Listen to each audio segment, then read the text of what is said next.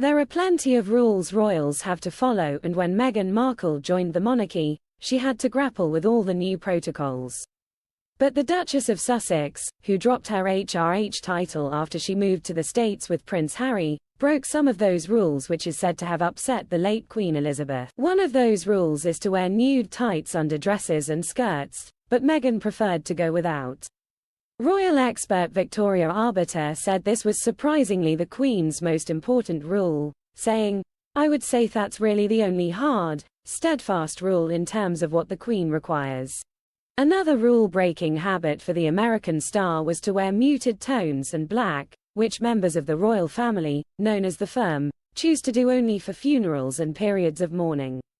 But Meghan may have opted for light tones and black outfits without meaning to offend the firm.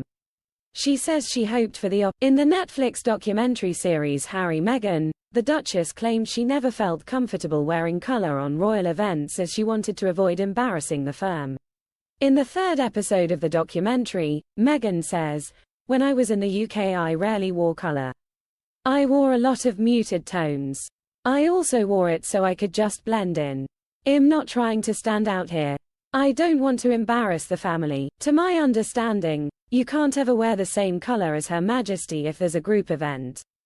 But then you also shouldn't be wearing the same color as one of the other more senior members of the family." Even though she now lives separate from the firm in the US, Meghan is still more often snapped in neutral shades such as browns, beiges and creams, suggesting it was also a personal style choice. Royal style expert Miranda Holder told Express.co.uk, despite Meghan famously announcing in her Netflix documentary that she only wore neutrals during her time as a royal as a bid to blend in, the Duchess has somewhat surprisingly remained faithful to a sartorially safer color palette of beiges, creams, blacks and whites in recent months.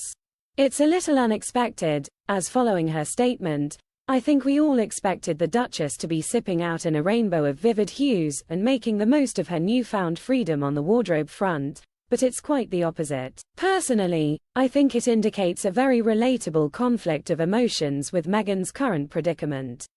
On one hand, she yearns to be back in the spotlight, adored by the public and forging ahead with exciting new projects, and on the other, behind that radiant smile, she is understandably very frightened about just how she will be received, not only by the public, but more crucially by the world's media.